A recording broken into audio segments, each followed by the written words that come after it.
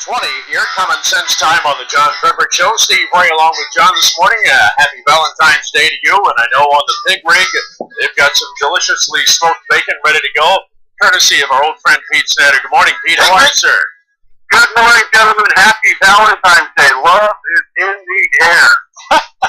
No question, it is in the air, Pete. We want to welcome you on our show again. Pete Snyder, a businessman and entrepreneur, and also a candidate for the Republican nomination for Lieutenant Governor, one of 7. That nomination will be decided at a Republican caucus, a convention in Richmond on May 18th. If you want to get involved, then you have to sign up as a delegate. You got to go to a mass meeting.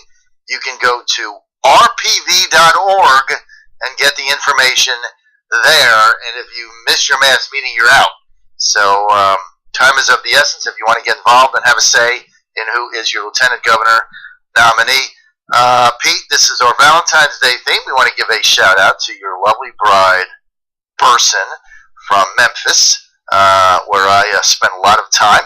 I used to work and live there, and we want to give a happy Valentine's Day to your wife. Well, thank you, John. I'm sure a person appreciates it. We're two passing ships in the night these days. I'm out in the campaign trail, and she's on a work trip. She works for a conservative leader in the country, and so she's on a work trip that's also very romantic. But that's to Ann, your Ann, give her my love, and we're just trying to cook up some love for everyone here today. Well, yeah, that's why we had you. We got a little heads up from your campaign staff. You got this big Valentine's thing going on called Operation Love. What on earth is that?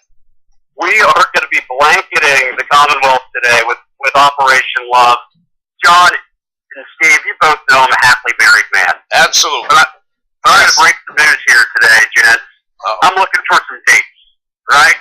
I'm looking for a whole lot of like-minded conservatives who are sick and tired of politics as usual, who are willing to have a date with this guy on May 18th. So we are getting our message out about having a date with me on May 18th.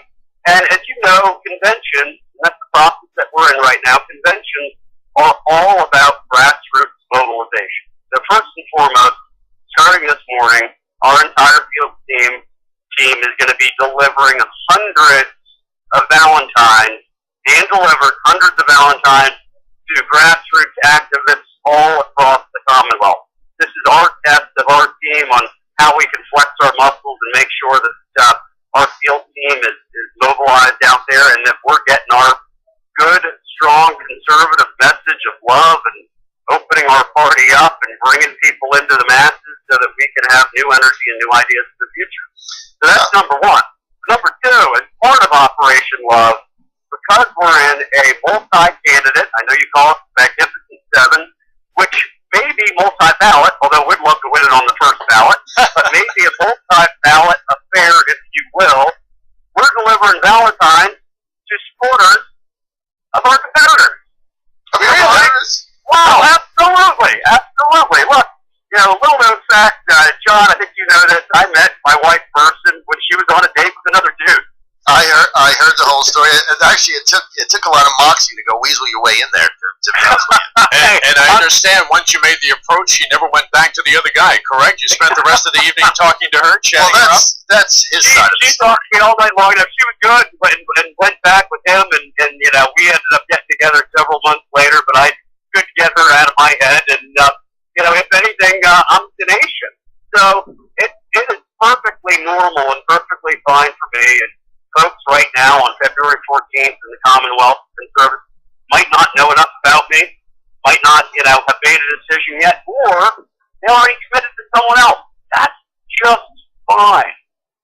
Get to know me, go on a date or two with me, and I'm going to work to win you over. That's it. So we want you, if you can't be with us on the first ballot, call me maybe on the second ballot. Let's do it. So Pete Snyder looking for delegate love in all the right places, basically. Go to PeteSnyder.com. That's Operation Love. Okay, I have to say, Pete, you have some of the most innovative campaign type things, a couple of mailings that you did. I remember the first one I got in my mailbox. I actually laughed for 5 minutes. It was hilarious. But I like this Operation Love. Pete Snyder looking for love in all the right places. And don't forget the great barbecue pig rig that he takes around the state. I think that's a brilliant move because nothing brings people together like food, you know?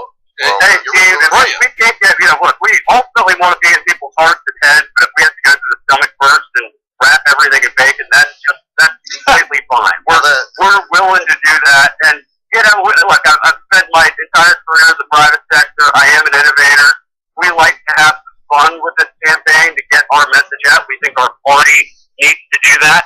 But imagine about applying those innovative skills to our state government and reforming our education system, reforming our tax system. These innovations aren't going to stop just at a political campaign. This is the energy, and these are the ideas that I'm going to bring to the entire Commonwealth.